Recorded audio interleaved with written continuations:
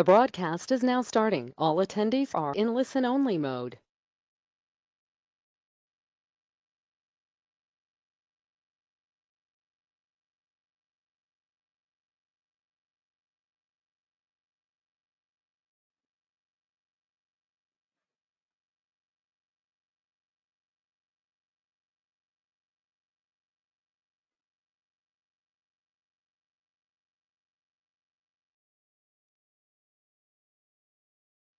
Oke, selamat malam buat teman-teman yang sudah hadir. Terima kasih sudah bergabung pada uh, malam ini.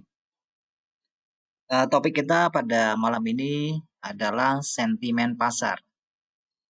Hari ini, hari Senin, tanggal 21 Juni 2021. Seperti biasa, sesuai dengan jadwal jam 7.30, kita akan melakukan sesi live webinar.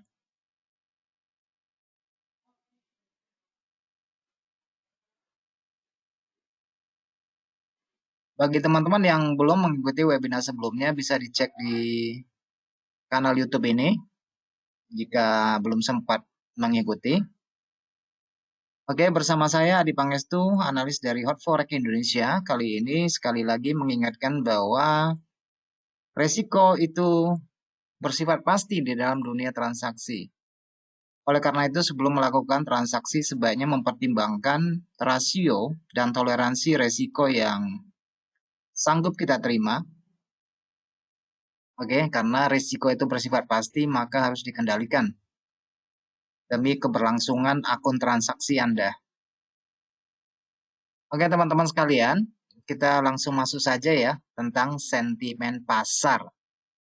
Topik ini adalah topik yang menurut saya topik yang menarik dan meskipun tidak terlalu banyak yang akan kita bahas pada malam ini, tetapi saya ambil pokok-pokoknya saja dan sisa waktu yang tersedia nanti akan kita lihat kondisi pasar untuk saat ini ya. Jadi uh, materinya tidak terlalu banyak karena ini menyangkut sentimen pasar. Oke, sentimen. Kalau kita dengar dari kata sentimen sih biasa ya. Sentimen, lu sentimen nih sama gua. Oke, sentimen pasar itu biasanya mempengaruhi aktivitas transaksi kita ya. Sentimen ya. Kadang-kadang sentimen itu tidak hanya datangnya dari luar, tetapi dalam diri kita juga terdapat sentimen ya, yaitu kecenderungan kita. Kadang-kadang ada sebagian orang lebih menggunakan alibi dia, menggunakan prasangka dia untuk menguatkan alasannya untuk mengambil satu posisi direksi posisi ya atau arah satu posisi tertentu dari sebuah aset. Itu juga termasuk sentimen. Kadang-kadang berlebihan dan di luar dari kenyataan pasar yang ada itu termasuk sentimen juga. Nah, kalau kita lihat dari bahasanya, sentimen itu ya seperti apa ya? Seperti perasaan yang dilebih-lebihkan ya gitu ya terhadap sesuatu ya. Ada kan sering kita ketemui teman-teman itu ada yang ngotot, saya maunya buy aja deh katanya. Saya maunya sell aja kan. Kadang-kadang seperti itu di dalam apa? Dinamika transaksi ya. Oke. eh Sentimen pasar itu biasanya adalah satu kelompok ya, perasaan dari satu kelompok pelaku pasar sehingga dia membentuk satu psikologi pasar atau yang biasa disebut dengan apa ya, dengan crowd psychology ya. Itu biasa yang kita kenal dengan crowd psychology, yaitu kelompok sikap yang diambil oleh satu kelompok, baik itu dia investor maupun apa trader, itu yang mempengaruhi mereka. Sehingga kadang-kadang kita melihat eh, karakter mereka itu tercermin dari aktivitas transaksi dari instrumen mereka yang eh, transaksikan. Katakanlah mereka transaksikan misalnya menggunakan instrumen mata uang Euro USD atau emas terhadap dolar atau pada aset indeks maupun pada aset saham, itu akan tercermin dari pola dan pergerakan harga gitu ya. Eh, jadi sentimen pasar itu bisa kita simpulkan sebagai apa ya, sikap kesepakatan bersama dari investor atau pedagang atau trader di dalam mengantisipasi suatu kemungkinan pergerakan harga. Kira-kira begitu ya, apa gambarannya ya. Jadi ini merupakan sikap yang diakumulasi dari berbagai faktor ya. Ada yang melihat dari faktor fundamental lah, ada yang melihat dari faktor teknikal lah, ada yang menggunakan faktor intermarket lah, ada yang menggunakan pola pembentukan harga lah, ada yang juga menggunakan data ekonomi lah, ada yang menggunakan berita lah, yang lagi booming sekarang dan sebagainya. Nah, itu akan membentuk opini pasar. Kira-kira begitu ya. Jadi bisa kita simpulkan sentimen pasar adalah ukuran kualitatif ya, ukuran kualitatif ya. Artinya yang berkualitas, yang menonjol ya, dari sikap dan perasaan investor terhadap pasar keuangan secara umum. Oke, pada aset yang mereka transaksikan. Kemudian sentimen positif maupun negatif itu pasti akan mempengaruhi harga. Ya kan, pasti akan mempengaruhi harga. Tetapi saya pikir seperti apa yang kita bahas kemarin sebelumnya bahwa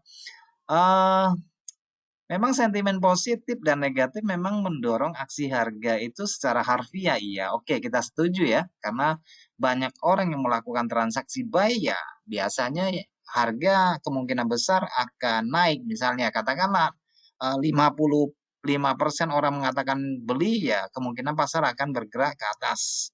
Atau 60% mengatakan itu turun ya, kemungkinan pasar akan bergerak ke arah bawah. Kan kira-kira begitu ya. Oke, baik teman-teman. Ini tentu berhubungan dengan kegiatan transaksi kita sehari-hari ya. Jadi memang ada yang banyak kita tahu, misalnya sekarang lagi sentimen negatif nih, misalnya kan. Sentimen negatif terhadap mayor pair ya, tetapi sentimen positif terhadap US dollar. Jadi kita sekarang lagi melihat bahwa US dollar lagi menguat misalnya ya. Itu yang bisa kita lihat. Nah, jadi kalau secara garis besar sentimen itu adalah akumulasi dari dua kelompok sih ya. Plus minusnya misalnya kita ambil 100 orang trader lah ya. Kalau misalnya 60%, 70% lebih cenderung ngambil posisi beli, ya kemungkinan aset itu akan naik. Nah, seperti sebelumnya kita membahas tentang uh, interbank gitu ya. Interbank itu yang apa? Yang mereka yang melakukan hedging segala macam itu sebenarnya itu yang sesungguhnya yang mengontrol pasar forex yang kita tahu ya. Khususnya untuk forex ya, kita belum bercerita tentang aset saham yang lain. Mereka cenderung yang mengontrol harga. Jadi sentimen positif dan negatif itu sebenarnya mereka yang mengatur ya. Sebenarnya saya lihat mereka yang mengatur kan gitu ya. Sehingga kita sering memperlihatkan bahwa di dalam chart itu sering terdapat range harga itu ada kolom-kolom tertentu, kandang-kandang dari harga yang mereka jaga harganya di situ. Biasanya begitu. Oke, memang kalau sentimen positif itu ya biasanya membuat rata-rata harga cenderung akan bergerak ke atas pada aset tersebut dan negatif kalau bergerak negatif kalau sentimennya negatif. Tetapi pada kenyataannya tidak selalu begitu ya. Memang ada beberapa faktor yang harus kita perhatikan di dalam mempelajari sentimen pasar. Oke, baik teman-teman sekalian, beberapa faktor yang perlu kita ketahui ya, yang perlu kita ketahui, faktor-faktor ini akan membentuk sentimen pasar sehingga kita perlu memahami bahwa inilah salah satu menjadi sebab harga bergerak, bukan hanya semata-mata karena berpegang pada kebutuhan dan kepentingan supply dan demand, tetapi sentimen yang kadang-kadang yang datang dari berbagai aspek faktor X-nya banyak sekali ya kalau kita bicara tentang forex. Jadi ini akumulasi-akumulasi itulah yang membentuk sentimen pasar. Oke, teman-teman sekalian, sentimen pasar bagi pelaku seperti kita ini sebenarnya bisa kita deteksi aja sih dengan mudah ya di dalam melihat grafik yang terbentuk setiap harinya. Ya kan? Dari segala teknikal kita bisa melihat sentimen itu bagaimana bergerak. Cuma tergantung besar dan tidaknya, signifikan atau tidak, itu biasanya begitu. Oke. Nah, faktor-faktor yang mempengaruhi sentimen pasar atau penyebabnya biasanya ya faktor fundamental ya. Faktor fundamental itu mempengaruhi, kemudian faktor dari rilis data ekonomi, kemudian faktor teknikalnya juga ada, berita global juga penting, kemudian siklus dari pasar itu sendiri. Nah, inilah yang sebenarnya mempengaruhi dari sentimen pasar. Terlepas daripada yang namanya supply dan demand ya. Mungkin kita tidak terlalu apa ya? Tidak terlalu mendalami tentang fundamental atau kita tidak terlalu mengetahui tentang rilis data ekonomi gitu ya. Tapi ya minimal kita harus tahu lah ya. Ini kan dunianya dunia digital ya, di mana media begitu tersedia banyak informasi yang open source itu juga banyak sekali. Ya sekedar tahu lah ya, karena kalau untuk apa mendalami lebih dalam kita akan membongkar lagi tentang faktor fundamental di dalam forex ya. Itu sangat penting sekali. Tapi mungkin ada pada satu sesi tersendiri saja kita buat fundamentalnya ya, yang mempengaruhi pasar. Jadi kita lebih melihat siklus pasar yang terbentuk di depan mata kita tentang aset yang kita transaksikan itu menurut saya itu yang pada poinnya ya. Itu pada poinnya. Jadi ini yang kita bahas ini adalah variasi dari dinamika transaksi forex. Oke, yang perlu kita ketahui, jangan sampai nggak tahu kira-kira begitu. Oke, nanti bagaimanapun penerapannya, pelaksanaannya itu jauh lebih penting. Oke, ini adalah beberapa faktor yang mempengaruhi harga dominasi di pasar ya, yang membentuk sentimen bearish lah, sentimen bullish lah. No, satu lagi yang penting ini. Yang satu lagi ini adalah tentang rumor ya. Rumor yang beredar itu biasanya itu menggerakkan sentimen pasar. Entah iya benar, entah salah. Yang penting rumor itu menggerakkan pasar. Biasanya begitu. Oke, begitu kenyataan sesungguhnya terjadi ternyata enggak. Ya, harga ya berbalik lagi biasanya begitu. Itu yang menggerakkan sentimen. Jadi kalau kita simpulkan secara secara global, kalau kita berbicara tentang sentimen pasar itu hanya masalah jumlah ya, kuantitas dari pembeli dan penjual aja kalau kita simpulkan seperti itu ya. Kalau yang menang menang itu pembeli ya sentimennya positif. Kalau yang jual lebih besar berarti ya sentimen negatif. Kira-kira begitu ya. Oke.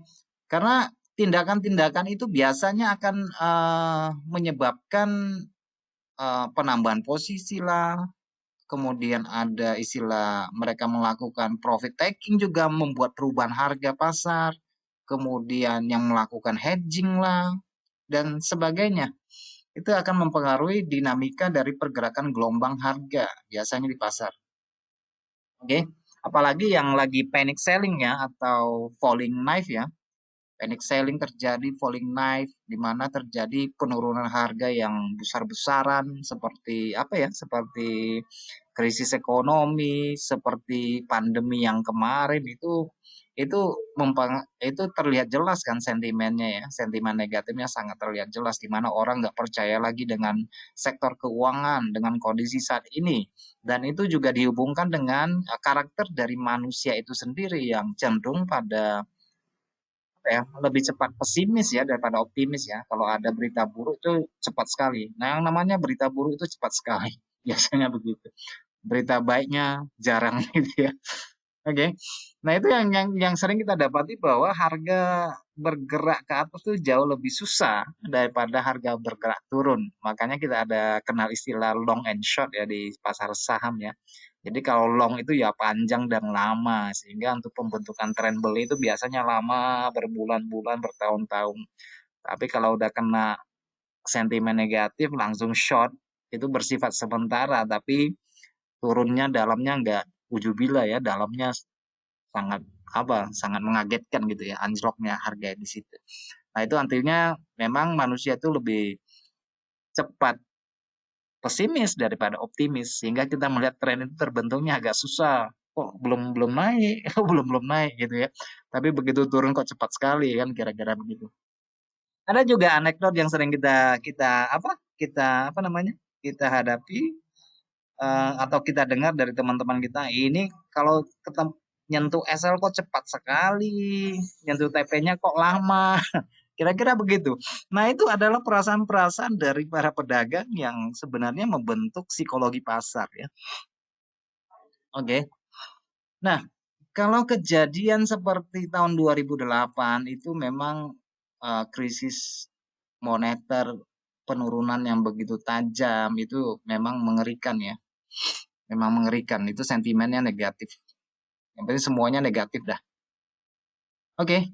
Nah, inilah ada beberapa faktor yang mempengaruhi pasar. Nah, akhir-akhir ini kalau teman-teman perhatikan, saya membuat contoh dari dari pasangan dari emas terhadap dolar ya. Nah, mulai dari awal bulan Maret tahun ini ya. Tahun ini kita awal bulan Maret tahun ini kita mulai melihat suntikan dana, bantuan, stimulus fiskal, pelonggaran segala macam kebijakan dari bank sentral Amerika, bank sentral Eropa, bank sentral Indonesia, bank sentral Jepang, bank sentral Kanada, hampir semua bank sentral itu mengucurkan stimulus untuk mendongkrak ekonomi. Nah, itu dilakukan bukan pada bulan Maret ini, itu sudah dilakukan sebelum-sebelumnya gitu ya. Nah, upaya yang mereka lakukan itu meningkatkan daya beli ya, suntikan dana untuk membantu perusahaan, suntikan dana untuk membantu masyarakat supaya memiliki daya beli, itu menaikkan tingkat inflasi. Dari laporan 2 minggu atau seminggu yang lalu ya, itu inflasi Amerika sampai loncatnya berapa persen, seperti itu ya kira-kira. Nah itu sudah diimbangi, sudah diantisipasi sebelum-sebelumnya, sehingga kita melihat pergerakan dari komoditas ini menguat di emas ya, dan terhadap komoditas yang lain juga sama, sehingga mereka mengatakan bahwa ini memasuki super cycle-nya komoditi ya untuk tahun ini dan tahun yang akan datang. Artinya eh, komoditas itu akan memasuki satu tren siklusnya, yaitu siklus super, di mana sekarang ini kan lagi tentang energi hijau ya. Jadi mengurangi pemakaian energi fosil. Kira-kira begitu. Jadi ini memasuki eh, siklus super dari komoditas. Jadi komoditas yang berbentuk metal ya, terutama palladium, titanium, kemudian tembaga segala macam itu mengalami kenaikan karena dengan pembukaan pelonggaran dari lockdown-lockdown yang ada itu meningkatkan aktivitas produksi, meskipun manufaktur ya, pabrikan itu sudah berjalan cukup bagus, tetapi mereka tetap mengalami kemacetan pasokan. Artinya bahan baku ya, bahan setengah jadi itu mengalami hambatan, kekurangan pasokan segala macam itu juga meningkatkan inflasi. Jadi kita bisa melihat bahwa pergerakan dari logam dan khususnya di sini emas yang kita lihat sekarang ini, dari bulan Maret kita sudah sering mendengar isu, mendengar rumor ini pasar sudah mengantisipasi ini akan terjadi hyperinflasi ya, orang pada takut semuanya pada beli emas lindung nilai seperti itu. Jadi kita bisa melihat. Nah, yang kemarin terjadi penurunan. Ini apalagi nih? Sentimennya negatif buat emas, tapi sentimen positif buat US dollar, yaitu ketika FOMC mengumumkan tentang suku bunga. Mereka memang tidak tidak menaikkan suku bunga, tapi dari data dot plotnya itu menggambarkan ada kemungkinan kenaikan suku bunga pada tahun 2023. Dan dengan kenaikan inflasi untuk saat ini, itu meningkatkan sentimen positif terhadap US dollar. Dan ini hanya prospek ya, ini belum terjadi ya. Tetapi apa yang kita lihat di pasar, ternyata pasar mengantisipasi terlebih dahulu, padahal itu belum jadi kan gitu ya. Entah akhir tahun atau tahun depan itu belum ada yang tahu, tetapi pasar sudah bereaksi, dia cuma sekedar ngomong aja. Nah itu adalah contoh daripada penggerak dari sentimen pasar yang kita lihat secara jelas di depan mata kita, di chart kita. Nah, ternyata memang banyak faktor yang mempengaruhi sentimen pasar yang menyebabkan perubahan harga, perubahan tren, ataupun kesinambungan tren ya. Itu semua dipicu oleh faktor-faktor seperti itu. Rumor lah, ya kan, isu yang saya sebutkan tadi itu semuanya adalah yang membuat perubahan-perubahan di dalam pasar. Oke. Nah, teman-teman sekalian, nah bagaimana sih kita untuk kiat mempelajari sentimen pasar di forex? Ya, rajin-rajin lah update informasi ya, banyak setidaknya, ya kan? Kemudian berita ekonomi yang sekarang lagi apa sih? Lagi hotnya, lagi panas-panasnya berita apa ya? Berita inflasi sekarang lagi hot, berita tentang pengurangan stimulus untuk belanja katanya mau diturunkan perlahan-lahan kalau kondisi ekonominya sedang membaik seperti itu. Kemudian kita juga bisa menggunakan indikator sentimen, ya indikator teknis, ya kita nggak usah cari yang di mana-mana, di dalam MetaTrader sudah cukup banyak indikator teknis yang bisa kita gunakan untuk mengukur sentimen. Misalnya ini teman-teman sekalian, ini juga saya buat dari apa ya, dari XAU USD, saya buka di weekly ya. Sebenarnya dengan menggunakan moving average saja itu bisa apa? Bisa membantu kita untuk mendeteksi pertumbuhan sentimen positif atau negatif ya. Nah, di sini saya gunakan MA 26. 26 itu mewakili karena saya gunakan weekly, berarti mewakili setengah tahun ya. Jadi yang warna orange ini adalah 26, yang kuning ini adalah 50, 54 ya. Oke, untuk ukuran setahun ya, saya buka di chart weekly. Jadi apabila ya sudah tahu lah ya, rata-rata kalau harga bergerak di atas MA itu menandakan sentimennya positif. Sentimennya positif terhadap emas. Tentunya sentimen negatif terhadap US dollar. Oke, karena memang itulah perbandingannya antara emas terhadap US dollar. Kalau emasnya menguat ya dolar biasanya melemah seperti itu ya. Oke, ini beberapa faktor yang harus kita ketahui tentang ekonomi, situasi apa namanya data ekonomi, sentimen-sentimen yang diciptakan dengan cara mengupdate informasi, ya supaya kita paham aja sih fungsinya. Ya minimal kita membaca lah ya. Ini kan sudah zamannya teknologi, masa kita nggak membaca informasi yang begitu luas. Ya, cuma hati-hati aja lah ya. Hati-hati jangan termakan propaganda. Biasanya ini kerjaan orang-orang yang pengen untung itu suka nyebarkan informasi yang nggak jelas. Biasa di media sosial misalnya ya. Teman-teman bisa melihat aja ya, contohnya Bitcoin lah ya.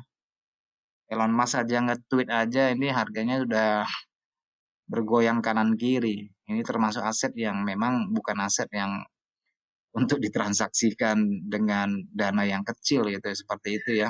Itu volatilnya ngeri sekali, likuiditasnya tinggi kadang-kadang. Nah, itu salah satu pembentuk sentimen, yaitu rumor. Kadang-kadang orang berpengaruh ngomong itu pengaruh sentimen ya. Harganya ya kan. Kadang-kadang ada teman-teman yang bercanda kalau kalau apa? Kalau Jeremy Power batuk aja katanya udah harga udah gonjang-ganjing gitu ya. Nah, ini kadang-kadang reaksinya ya, bukan bukan bukan yang diucapkan yang mempengaruhi pasar, tapi imbas dari omongan dia ya, bagaimana pasar menanggapinya. Pasar menanggapinya seperti itu. Seperti itu sih sebenarnya. Seperti apa namanya ya? Seperti bom atom ya. Bom atom itu sebenarnya tidak mengerikan. Nuklir itu sebenarnya tidak mengerikan ya. Bom nuklir itu tidak mengerikan. Ya kalau meledak ya meledak, mati ya mati waktu itu ya kan. Banyak korban jiwa. Tapi yang ditakutkan adalah radiasinya yang berpuluh-puluh tahun itu nggak selesai-selesai. Sehingga membawa kecatatan fisik segala macam penyakit itu yang ditakutkan. Nah, sama sebenarnya di dalam efek dari eh, omongan-omongan para petinggi dari bank sentral atau presiden seperti itu kan. Itu impactnya ke depan itu yang apa? Yang diperhitungkan. Karena bagaimanapun pasar itu jauh melihat ke depan. Jadi tidak hanya karena eh, si apa ya temporel atau berita temporel itu menjadi penggerak. Tapi pasar tuh biasanya jauh melihat ke depan. Jadi saran saya buat teman-teman kalau melihat tren itu jangan hanya melihat tren apa ya, melihat tren mikro, melihat 1 jam, melihat 4 jam. Cobalah sekali-kali itu membuka time frame yang lebih besar supaya kita bisa melihat jalan tolnya itu mau kemana, gitu ya. Melihat lebih jelas, ini jalan tolnya mau kemana nih, kan gitu. Jadi informasi yang beredar kecuali ya sekarang ini misalnya Facebook atau Twitter itu sekarang menjadi salah satu alat propaganda dari sentimen itu sebenarnya di pasar. Bukan hanya masalah politik ya, masalah ekonomi, masalah forex, masalah komoditas semua dipropaganda di situ. Nah, itu mempengaruhi sentimen. Kan gitu kan? Nah, kalau tahu biasa kita mendengar riset dari Bloomberg mengatakan minyak akan ke angka begitu. Kemudian kita mendapat dari Reuters. Ini harganya ke arah berapa? Atau dari JP Morgan mengatakan harga minyak akan kemana? Itu mereka omong mungkin mereka sudah punya posisi di situ ya. Memang itu yang mau dicapai dari mereka. Kadang-kadang mereka menggiring opini orang untuk oh iya ya, ini yang ngomong bukan yang kaleng-kaleng nih. Ini harga mau kemana nih? Kira-kira begitu biasanya. Ah, kalau ada pengumuman suku bunga itu mestinya memang kita harus sedikit banyak memperhatikan lah ya. Juga data-data seperti data upah pekerjaan dari non-farm payroll, kemudian pidato dari pejabat bank itu biasanya apa ya? Biasanya tuh pengaruhnya besar sekali. Nah, kita bisa melihat ya, melihat dari emas untuk saat ini ya. Sebenarnya tidak bisa dipungkiri bahwa inflasi itu naik. Nggak bisa dipungkiri, itu memang kenyataannya. Tetapi yang kita lihat bagaimana manuver dari para pejabat Fed dari Bank Sentral Amerika mau yang di negara bagian manapun itu selalu mengatakan bahwa mereka mampu mengatasi inflasi. Sehingga kadang-kadang karena dia omongan yang terus menerus bahwa mereka mampu dan bisa. Itu kadang-kadang meredam pasar. Akhirnya pasar ya percaya jadinya lama-lama ya. Seperti yang dikatakan oleh Hitler ya, kalau kebohongan yang diucapkan 1.000 kali lama-lama akan jadi kebenaran juga. Ya nggak tahu cerita akhirnya seperti apa nantinya ya. Kita lihat aja nanti. Oke, jadi data-data berita itu ya minimal kita tahu lah ya jadwal rilisnya apa ya hari apa jam berapa itu ya minimal tahu lah ya walaupun itu tidak berapa pengaruh besar terhadap kita. Oke, eh, saya tidak mengharamkan untuk menggunakan indikator teman-teman sekalian. Teman-teman itu juga boleh pakai indikator karena alat bantu kan. Nah, contohnya gunakanlah indikator yang lebih besar. Jangan gunakan indikator yang digunakan pada intraday. Sehingga pembacaan itu jauh lebih sensitif. Kadang-kadang itu juga tidak terlalu baik. Gunakanlah indikator yang menggunakan time frame yang lebih besar. Ya kan? Oke, teman-teman sekalian. Untuk melihat sentimen pasar, secara umum kita bisa lihat dari pergerakan volume transaksi. Nah, sayangnya di dunia forex volume yang kita dapati itu bukan volume yang real karena itu volume aktivitas transaksi tick gitu ya. Jadi bukan bukan yang real ya. Jadi setiap broker juga berbeda, tetapi pada saham itu jauh lebih akurat tercatat. Nah, di sini saya mengambil satu contoh dari harga saham dari Coca-Cola. Kita lihat dari volume transaksinya, teman-teman bisa melihat di sini ketika terjadi pergerakan naik, volume juga ikut mengikuti pergerakan tren, mengkonfirmasi, memvalidasi. Kemudian indikator MFI-nya atau Money Flow Index itu adalah indikator tentang harga yang ditambah dengan volume. Itu hampir sama seperti OBF ya. Sedikit berbeda tapi tidak berbeda banyak ya. Di sini saya gunakan MFI, Money Flow Index, itu menggambarkan harga sekaligus volume. Nah, di sini juga pembacaan saya gunakan level 50. Jadi kalau sudah di atas level 50 itu sentimennya positif, mestinya volumenya juga naik, harganya juga naik. Tetapi kalau misalnya harganya turun di bawah 50, dan tetapi harga tidak membreakout struktural, itu lebih cenderung kepada arah koreksi dan harusnya volumenya itu juga tidak menguat secara signifikan. Volume itu adalah informasi yang langsung yang kita peroleh, yaitu harga dan volume. Cuma sayang karena apa ya? Karena forex itu volumenya tidak valid ya, tetapi memang kita bisa gunakan, bukan tidak bisa kita gunakan. Karena itu menggambarkan aktivitas transaksi dari buyer dan seller ya, itu terakumulasi, mau yang buy, mau yang sell, mau yang keluar posisi, yang mau masuk posisi, itu semua terakumulasi di indikator volume di forex itu ya. Jadi memang kurang valid di situ. Tapi bisa kita gunakan, bukan berarti nggak bisa kita gunakan.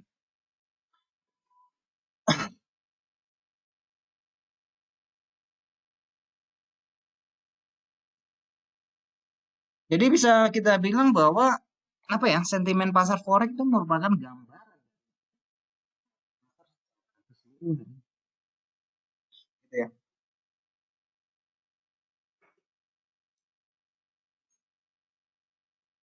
Oke, jadi penting bagi kita adalah untuk melihat sentimen pasar untuk jangka panjang dan tren jangka panjang. Karena bagaimanapun ya kita mengikuti tren yang terbentuk jauh lebih baik lah daripada melawan tren misalnya. Oke, teman-teman sekalian, daripada sambil ngomong kita gitu, nanti apa ya, ada pertanyaan yang mau ditanyakan di chat aja. Eh, dan salah satu yang bisa kita gunakan adalah indikator yang tersedia. Kalau nggak bisa menggunakan volume ya kita pakai ini aja, komitmen trader aja juga bisa ya. Ini adalah eh, komisi untuk apa sih? Untuk aset berjangka sebenarnya. Terus apa hubungannya dengan kita? Kita kan tradingnya trading spot. Apakah ada hubungannya dengan yang kontrak ini berjangka ini? Tentu saja masih ada ya, masih ada. Itu nggak bisa kita pungkiri bahwa mereka yang melakukan kontrak berjangka itu mereka para pelaku pasar yang besar, sehingga pasti akan mempengaruhi harga. Nggak mungkin nggak mempengaruhi harga. Oke, jadi teman-teman yang nanti kita lihat ke MetaTrader, kita bisa menggunakan pendekatan dengan volume. Itu bisa, atau indikator oscilasi sentimen, mau pakai RSI, stokastik, itu semuanya itu adalah indikator sentimen sebenarnya. Oke, indikator sentimen sebenarnya. Cuma memang cara penggunaannya harus sedikit berbeda daripada umumnya. Oke, kondisi sideways bagaimana, kondisi tren itu bagaimana, cara penggunaannya harus kita ketahui. Kalau tidak ya susah jadinya. Oke. Nah, jadi salah satu laporan yang bisa kita gunakan adalah Commitment of Trader, COT-nya ya, COT ya. Biasanya diterbitkan pada hari Jumat sih. Hari Jumat sekitar pukul 1.30 malam. Oke. Nah, tetapi kemungkinan kita tidak akan membahas tentang komitmen trader pada hari ini karena keterbatasan waktu. Mungkin nanti akan kita sambung cara penggunaannya sekalian ya. Tetapi teman-teman bisa melihat komitmen tradernya di sini ya,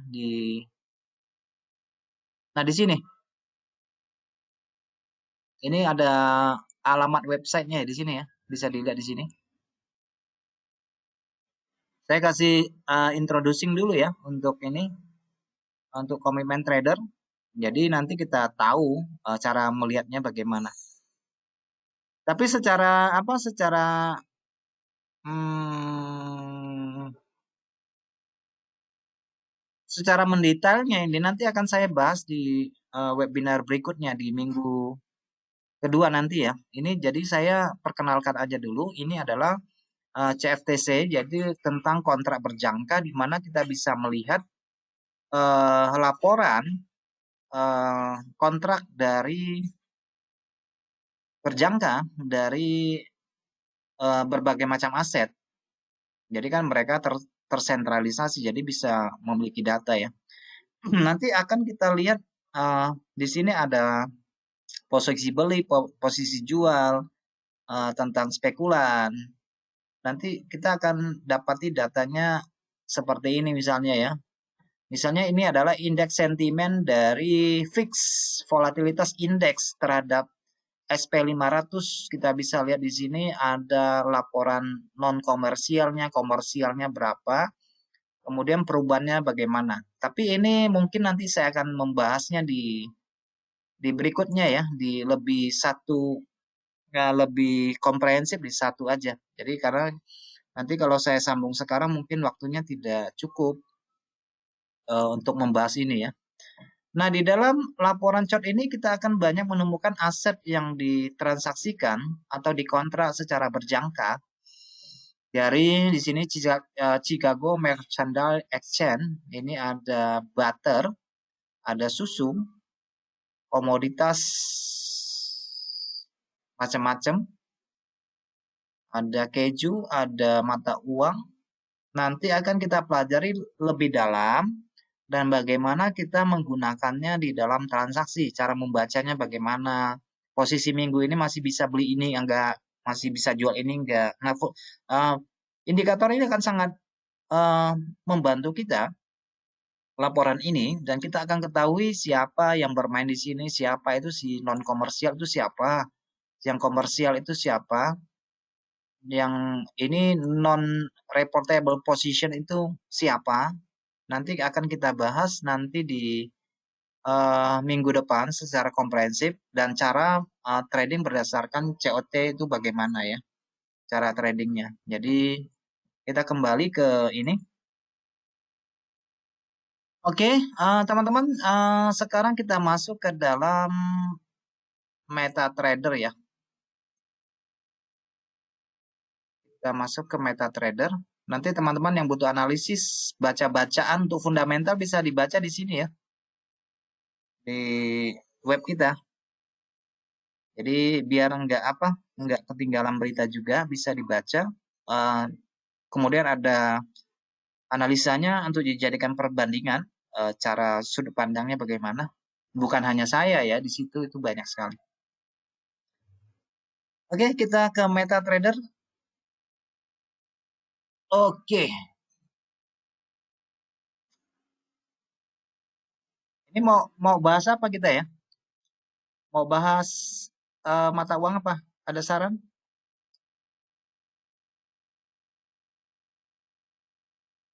Ada yang mau kita lihat?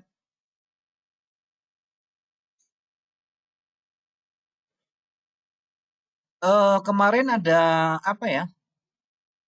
Ada usulan dari Mas Satrio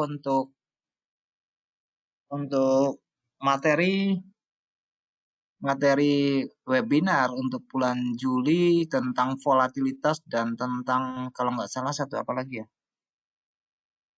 ATR.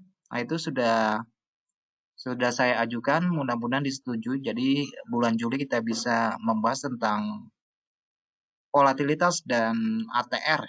Itu sudah saya sampaikan. Dan kalau memang masih ada topik yang menarik boleh di apa di kontak ke saya, kasih masukan. Jadi kita bisa bahas untuk kedepannya ya. Oke, kita lihat ke apa nih, ke euro ya.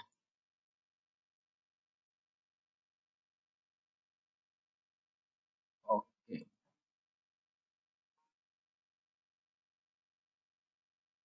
Ini euronya ambil posisi buy apa posisi sell nih?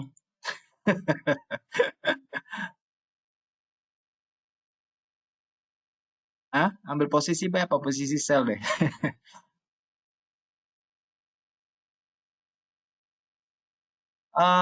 Indeks sintetis. Eh, indeks sintetis kayak nggak di platform kita deh, kayaknya nggak bisa nih. Kalau indeks sintetis itu kan main sama bandar sama bot ya, nggak bisa kayaknya deh. Kalau untuk indeks yang apa, indeks saham itu bisa. Kalau untuk indeks sintetis itu nggak bisa kayaknya. Nanti nanti untuk indeks sintetis kita bikin satu format tersendiri aja, nggak usah dari perusahaan ya. Untuk personal aja. Nanti kita janjian kapan waktunya kita bahas soal eh, indeks sintetis. Oke, yang kita bahas ini adalah euro dan GBP ya, GUPI. Oke, untuk euro dulu ya, untuk euro dulu. Nah, sebenarnya tidak ada yang baru di dalam forex yang perlu kita bahas. Ini hanya fenomena saja ya, itu dan ini, itu dan ini, itu bolak-balik sebenarnya pada prinsipnya sama aja sebenarnya. Bagaimana teman-teman ketahui bahwa saya selalu mengatakan tentang breakout struktural, itu penting sekali ya. Nah kalau teman-teman lihat sekarang ini posisinya euro. Saat ini posisi euro, kalau kita perhatikan, ini sebenarnya breakout struktural enggak nih? Ketika turun, ya breakout struktural. Kita tinggal cari low-nya aja sih, low dari harga yang naik di sini ya. Seperti ini low yang total di sini adalah naik di sini, ini sudah breakout struktural. Jadi kemungkinan nanti kita akan mencari entry sell-nya mungkin di sekitar tingkat resisten di sini ya. Ini bisa buat jadi acuan buat sell nanti. Cuma memang koreksi yang terjadi tentang kenaikan ini masih terhitung koreksi karena penurunan ini jatuhnya di 78,6 ya, plus minus ya di angka 61 antara 78,6. Tetapi memang bias yang kita bisa tangkap ini adalah bias turun kalau kita lihat secara daily. Dan ini trennya tuh masih belum tren turun ya teman-teman sekalian. Kalau ini tren turunnya harus melampaui ini. Kalau ini nggak lewat, ini belum turun ceritanya. Oke. Kalau tren ini belum turun, melewati ini belum belum cerita. Tetapi ya bukan berarti bahwa pada posisi di sini kita tidak bisa mengambil kesempatan untuk masuk pasar. Ya kan? Ini semuanya miringnya ke bawah nih. Oke. Nah, kalau dari indikator yang saya punya, nah indikator sentimennya itu mengatakan 61% nih nge-buy nih. 61% nge-buy euro, 39% nge-short euro. Kan kira-kira begitu ya. Nah, kembali lagi kepada kepentingan kita. Kepentingan kita dalam bertransaksi.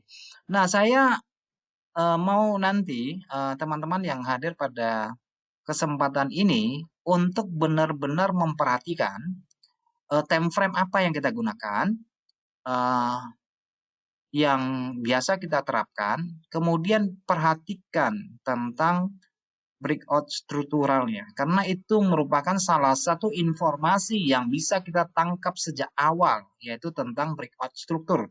Dan kita akan mencari potensi buy dan sell-nya di mana, di situ ya. Oke, saya membuat contoh misalnya nanti ada sisa waktu nanti saya buat satu simulasi ya, simulasi bagaimana kita simulasi cara entry berdasarkan sentimen dan breakout strukturalnya ya. Jadi nanti kita ada simulasi sebentar ya. Oke, untuk euro kita bahaslah sebentar ya. Ini kan breakout struktur ya ke atas ya. Jadi ini cenderung ke atas sampai ketika terjadi breakdown, breakdown seperti ini secara 4 jam kita sudah tahu nih ini breakout nih palsu katanya ya. False palsu katanya. Oke, tapi kita nggak peduli ini palsu apa nggak palsu. Yang penting dia breakout nggak pertama. Karena itu adalah informasi pertama tentang terjadinya uh, satu kejutan yang membentuk fenomena fenomena di dalam pasar, yaitu tentang pergeseran minat. Di sini orang sebagian sudah melakukan pergeseran minat. Oh, ini informasi pertama yang kita dapat. Itu yang pertama. Nah, kita tinggal mencari potensi selnya di mana. Pada potensi selnya, pada umumnya dia akan meninggalkan model candle seperti ini ya, bershadow seperti ini. Candle bershadow seperti ini. Saya nggak tahu cukup jelas nggak di sana. Sorry kayaknya saya harus apa ya, saya ganti time frame aja ya, saya bikin none bentar ya.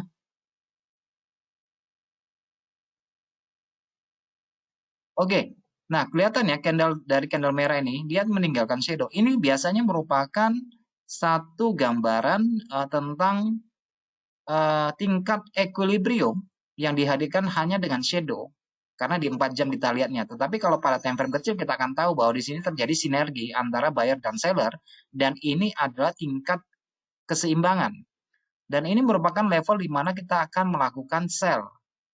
Oke, informasi pertama adalah breakout struktural. Informasi kedua adalah mencari model candle seperti ini dan kita akan melakukan sell di sini pada 4 jam. Oke, tentang nanti di 1 jam kita bisa mengekstraknya ya lebih detailnya di sini kelihatan candle yang saya maksudkan di sini akan kelihatan seperti ini. Lebih kecil lagi di sini adalah potensi untuk jual di sini ya. Oke, kalau kita perkecil lagi di 30 menit akan kelihatan lagi. Sorry. Di 30 menit nanti akan kelihatan lagi di daerah ini. Daerah ini nanti kita tinggal cek lagi apakah ada terjadi breakout struktural lagi pada time frame yang bersangkutan. Seperti ini ya, kelihatan ya. Nah, berarti ini adalah potensi untuk benar-benar sell-nya di sini. Kira-kira begitu. Itu yang saya minta apa ya? Minta buat yang serius itu bisa mendalaminya seperti itu. Oke. Kita tuh mulai dari 4 jam nih tadi nih. Dari 4 jam kita lihat breakout strukturalnya. Oke, udah tahu nih breakout struktural. Jadi tinggal mencari pola di harga ini. Kita perkecil time frame-nya semakin kecil sambil memperhatikan perpecahan struktural pada time frame tersebut, yaitu di time frame kecilnya supaya kita eh, apa ya mendalaminya tuh sampai tuntas seperti ini ya. Oke, kelihatan ya. Mendalaminya tuh sampai tuntas, jadi nggak setengah-setengah. Oke, untuk euro yang saat ini, apakah ini sudah turun atau ini harga kemungkinan akan naik? Nah, kalau kita lihat dari eh, yang sudah-sudah, bahwa pergerakan tren yang besar atau pergeseran seperti ini yang besar selalu akan diakhiri dengan sideways dulu. Nggak mungkin langsung turun lagi. Biasanya sideways dulu. Nah, teman-teman cek aja nanti di sini ya. Ini, sesudah ini berapa candle? 1, 2, 3, 4. Nah, sekarang perhatikan ini 1, 2, 3. Dan 1, 2, 3 itu biasanya itu volume transaksinya sudah lumayan gede ya. Ya kan? Sebelumnya saya katakan juga kalau menyimak sebelum-sebelumnya saya katakan harga itu biasanya terbentuk dari 3 candle atau 3 gelombang atau 3 batang candle ya. Seperti ini di sini 3 candle itu dia tuh nggak langsung bikin 4, 5, 6, 7 walaupun ada, bukan nggak ada ya. Tetapi pada umumnya ketika terjadi anjlok seperti ini dengan range yang lumayan besar dalam beberapa hari berturut-turut biasanya pasar tuh akan flat dulu sebentar seperti ini. Oke. Pasar tuh akan flat dulu sebentar seperti ini. Dan demikian juga dengan hari ini, pasar tuh akan flat dulu. Benar yang dikatakan tadi ya, akan cenderung retest dulu. Tetapi kita tahu sebenarnya bahwa harga akan mengincar ini kan nantinya. Ya kan? Cuma kan dia nggak langsung selesai. Nah, itu yang membentuk psikologi pasar ketika eh, orang mengkhawatirkan tentang inflasi dan minat resiko menjadi lebih besar. Kita melihat bahwa harga cenderung menguat terhadap aset berisiko. Kemudian ketika sentimen yang dibuat-buat menurut saya seperti yang kemarin ya terhadap prospek kemungkinan kenaikan suku bunga yang entah kapan itu terjadi ya pasar sudah bereaksi duluan. Jadi kita bisa melihat dari mungkin menggunakan indikator alat bantu ya misalnya RSI katakanlah ya. Katakan RSI kita melihat ada itu enggak kita lihat di sini RSI ini membentuk divergensi enggak? Oke, jadi kita bisa antisipasi nih. Sesudah kita melihat ini ada divergensi, nanti kita tunggu pola. Tunggu pola, kemudian kita lihat struktur yang terbentuk. Misalnya seperti ini. Dari candle putih ini misalnya ya. Ini. Oke. Kita lihat dia turun. Membreakout sebenarnya. Tapi kalau kita beranggapan pada ini price action, wah ini cuma tipu-tipuan nih. Kita cek lagi, tunggu aja ketika harga berbalik ke atas. Itu membentuk pola candle seperti apa lagi secara price action. Kalau dia membentuk pola turun seperti ini, Oke, breakout lagi, dia kembali bikin lagi yang mana shooting star di sini kita kelihatan ada 2 biji sini. Ada shooting star, ada hanging man di situ. Shooting star, hanging man, kemudian shooting star lagi, spinning top, kemudian candle doji, candle ara lagi dia kasih tahu di sini. Ini berulang kali terbentuk di sini. Oke, jadi informasi cukup bahwa di sini terjadi kemunduran momentum rally. Orang tuh udah malas mulai beli karena harga udah mulai stuck, mulai turun, mulai stuck, mulai turun, mulai stuck. Nah, ini adalah gambaran awal dari perubahan-perubahan pergeseran minat yang bisa kita tangkap dari grafik. Oke. Ya untuk sementara euro memang cenderung akan terkoreksi ke atas, tetapi juga nggak kuat, kan gitu ya. Menurut perhitungan saya sih ada kemungkinan balik ke angka 1,2 di sini. Mana 1,2? Ya sekitar sini ya, 1,2 lah, kurang lebih lah di sini. Kurang lebih lah. Cuma biasanya kalau candle yang 3 batang ya, 3 batang, candle yang 3 batang itu biasanya pada umumnya dia akan tutup 1 batang dulu deh. Kan ada 3 batang turun ya, biasanya dia akan tutup 1. Biasanya ya, seperti ini ya, 3, biasanya dia akan tutup 1. Dan koreksi yang cukup dalam, dia akan menutup 2. Seperti ini. Dan kalau ini koreksinya cukup kuat, dia akan tutup di sini. Jadi sini ada potensial untuk menjual di sini. Kita hubungkan dengan tingkat resisten nggak? Ada. Oh, ada tingkat resisten, berarti ya bisa kira-kira jatuhnya di sini. Oke, kalau teman-teman nanti cek ada 3 candle itu biasanya dia akan menutup 1 dulu, habis itu akan nutup 2. Kalau nutup 2 biasanya bentuknya koreksi. Seperti ini ya, 1, 2, 3 candle naik, kemudian dia tutup 1 dulu yang putih yang terakhir. Kemudian dia akan tutup nomor 2. Itu biasanya menggambarkan ini adalah penurunan, ini adalah koreksi. Biasanya begitu. Tapi kalau 3 candle naik, dia koreksinya 1, 2, 3 sampai melebihi yang 3 candle ini, oh itu sudah perubahan harga, itu sudah reversal biasanya. Itu bisa dicek ya nanti. Nah, bisa juga lihat di sini 1, ya ini candle high wave di sini 1, 2, 3, biasanya dia akan tutup yang terakhir 1. Kalau yang nomor 2 dia hanya tidak mampu untuk menutup yang nomor 2 dan muncul pola yang naik, itu biasanya menggambarkan reversal untuk perjalanan. Tapi untuk untuk continuation. Oke, tapi yang dia tutup pertama tutup itu melebihi yang 1, kemudian disambung melebihi yang nomor 3 itu biasanya perubahan harga reversal. Nah, seperti teman-teman bisa lihat di sini ya. Ini ada 3 candle turun.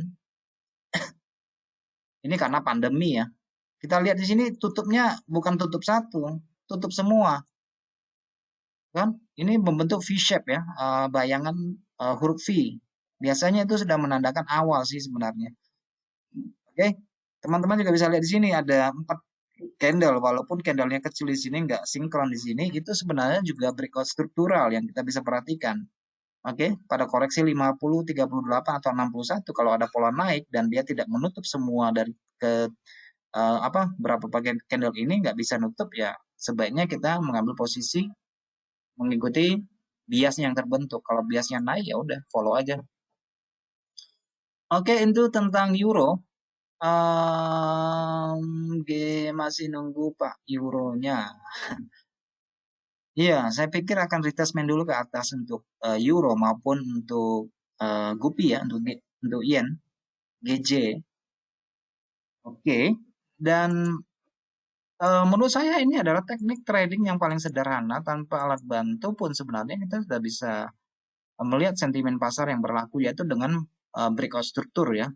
Wah, ini expert sekali nih ngomongnya nih tanpa indikator. Oke, kita lihat ke GJ. Oke, GJ saya lihat ini GJ ini memasuki fase koreksi. Waduh, ada sell limit.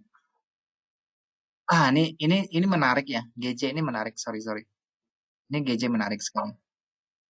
Ini ini karena GJ ini berulang keluar pola pola yang biasa saya gunakan ini. Ini asik nih. Oke, kita lihat dari time frame besar dulu. Nah, GJ kita lihat ini berapa ada tingkat resisten dari candle bulan berapa nih ya? Tahun 2017 ke 2018 ini merupakan resisten tahunan ya. resisten tahunan. Ini adalah resisten tahunan. Ini grafiknya kelihatan jelas nggak ya? Karena saya nggak kesini. Saya khawatirnya nggak jelas.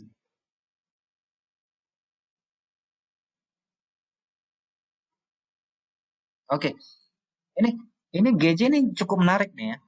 GJ cukup menarik. Nah ini adalah bulanan ya. Ini candle bulanan. Ini berada di tingkat resisten tahunan. Nah kenapa yen begitu lemah? Karena memang perbedaan pada spread tingkat suku bunga obligasi terhadap obligasi negara yang lain pembandingnya itu dia tuh rendah, bahkan sampai minus. Makanya itu daya tarik yen itu tidak menarik buat orang ya.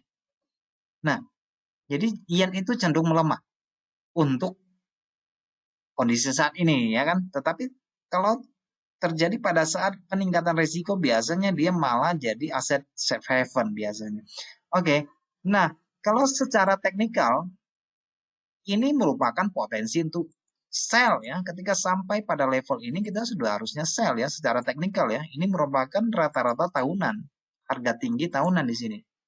Oke, sentuhan pertama pula ya kan dari bertahun-tahun ini belum sentuh-sentuh, ini baru sentuh ya. Cocok sekali buat sell sebenarnya. Waktu itu ya, waktu itu. Nah, sekarang kita lihat nih. Ini bulan 6. Bulan 6 kalau posisi candle ini candle turun ini mampu menutupi posisi ini secara bulanan atau close-nya sempurna di bawah candle putih, ini bisa turun dan akan kembali ke posisi awal yaitu di sekitar bulan Januari. Kita melihat di sini ada candle putih ini bulan Januari, ini juga bulan Januari. Teman-teman perhatikan di sini juga bulan Januari. Nah, ada 3 harga yang dibuka pada 3 tahun yang dibuka pada harga yang kurang lebih sama. Nah, ini akan menjadi tingkat support resisten yang kuat sekali. Jadi teman-teman ingat ketika harga turun sini buy ya.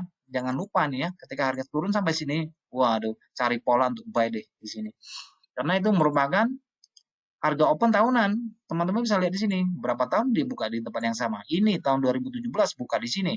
Tahun 2019 buka di sini. Tahun 2020 buka di sini. Tahun 2021 buka di sini. Ini akan menjadi support yang kuat sekali di sini. Dan sekarang harga balik ke harga pembukaan tahun 2018 di high-nya lagi. Oke. Nah, secara bulanan itu belum mengkonfirmasi bahwa harga akan turun. Secara bulanan ya, memang sudah ada pola, yaitu pola klimaks dari munculnya candle kecil, kemudian dibantai dengan candle besar, itu menandakan klimaks yang belum sempurna. Teman-teman bisa lihat di sini, ada satu candle kecil, kemudian candle putih, tapi di bulan selanjutnya dia makan balik. Itu tandanya klimaks. Tanda klimaks itu selalu hadir ya. Candle kecil mendadak besar, kemudian dimakan balik. Nah, selebihnya nanti kita akan mencari daerah sell-nya di sini. Nah, kalau ini terjadi, terjadi bulan ini closingnya di bawah, itu kita formatnya lebih cenderung kepada ke arah bawah untuk mencapai tingkat resisten support kuat ini untuk melakukan buy kembali di daerah sini. GJ ya. Kalau kita lihat secara bulanan ya, perhatikan polanya ya, perhatikan pola ini ya. Candle kecil, candle putih ke atas, candle kecil, candle putih ke atas, ini candle yang sedang berlaku sekarang. Ini belum tutup bulan ya. Ini di mandi ya. Ini di mandi. Teman-teman tuh nanti akan mendapatkan contoh yang sama seperti ini. Candle kecil, 2 turun, anggap saja 1 candle, kemudian makan balik. Nah, ini merupakan level buy-nya di daerah sini. Ini merupakan level kuncinya untuk melakukan buy di sini. Oke. Nah, sekarang kita perkecil time frame-nya ke weekly. Kita juga akan mendapati pola yang sama ya, yaitu di sini. Kelihatan ya, candle kecil. Oke, candle kecil. Breakout candle kecil. Jadi menurut hemat saya, untuk weekly, ini merupakan area sell di sini.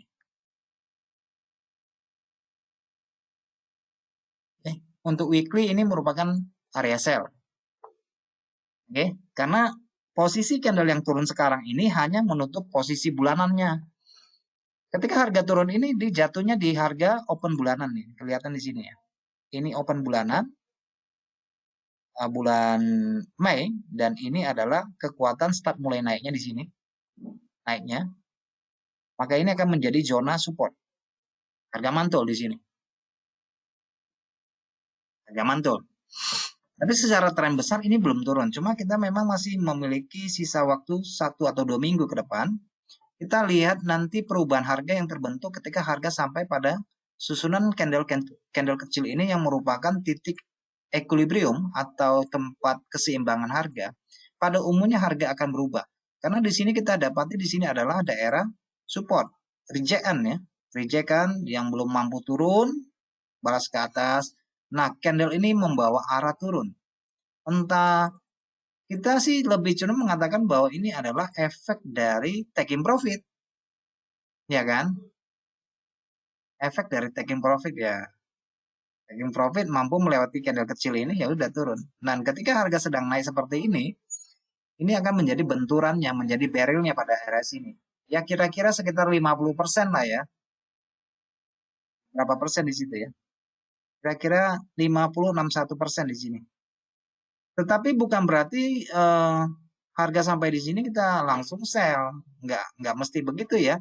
Kita harus menunggu pada potensi pembentukan pola breakout struktural nggak sampai di sini.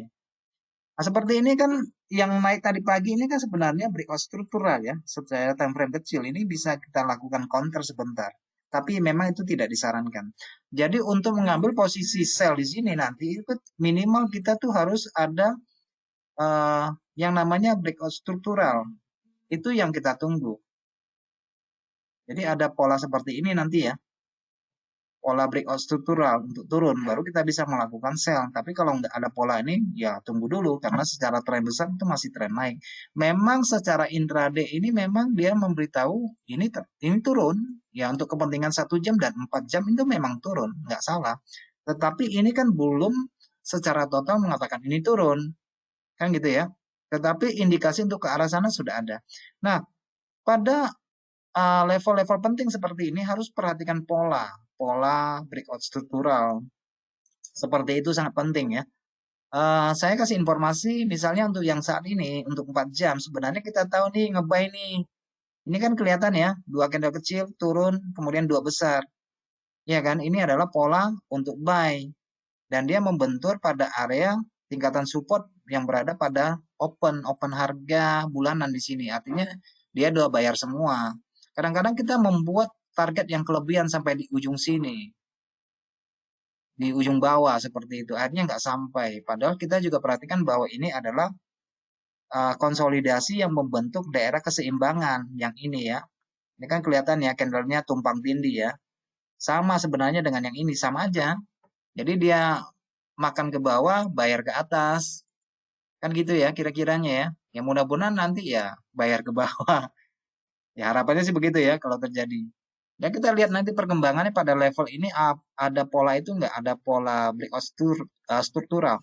Jadi nanti kalau rajin, nanti kalau teman-teman di rumah ada waktu rajin, sorry, apa namanya? Kira-kira seperti ini ya, untuk yang apa? Untuk yang breakout struktural nanti bisa kita pelajari seperti ini sih sebenarnya.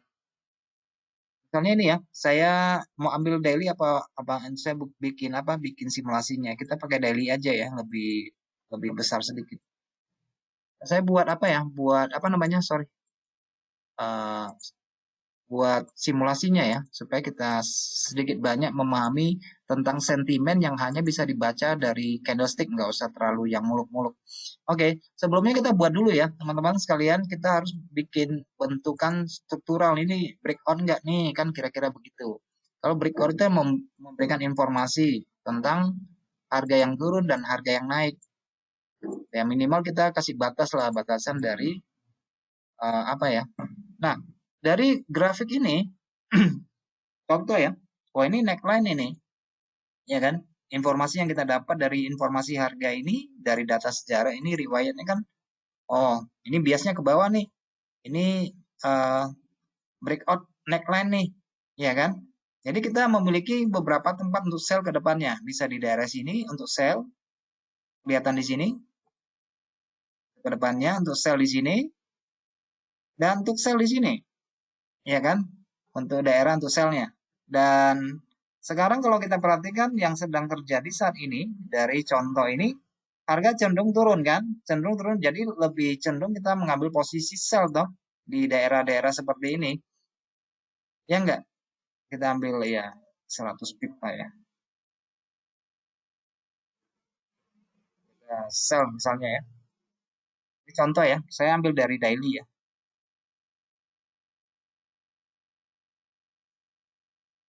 Perhatikan di daerah sini ya, daerah sini dan daerah sini ini penting buat kita nge-sell nanti.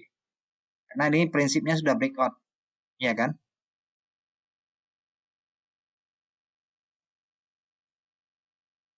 Oke.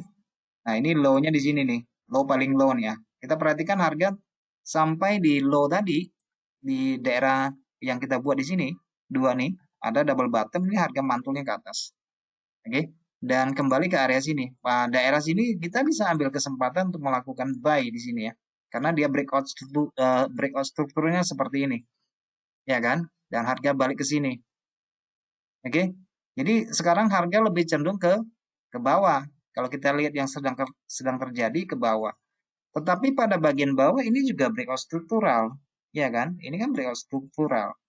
Jadi bisa kita manfaatkan untuk buy juga pada time frame yang lebih kecil. Tapi secara garis besar ini eh, struktur yang ditampilkan saat ini adalah struktur turun. Kan kira-kira begitu ya. Kita tes ya.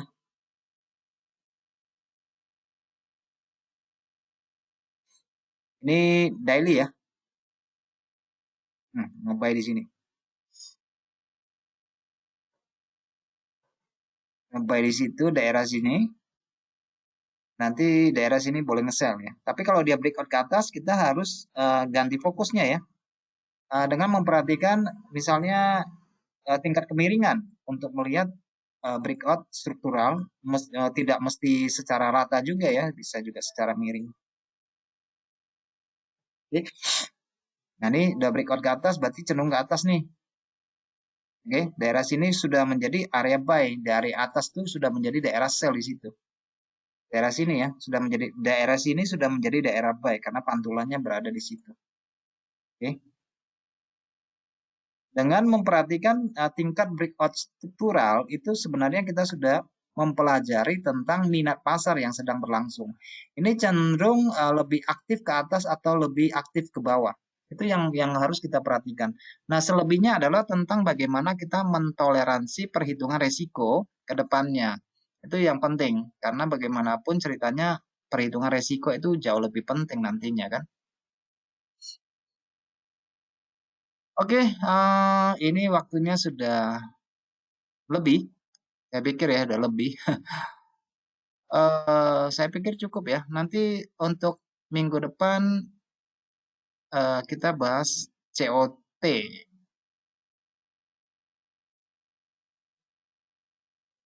Oke, bagaimana? Bisa dipahami apa yang disampaikan pada malam ini?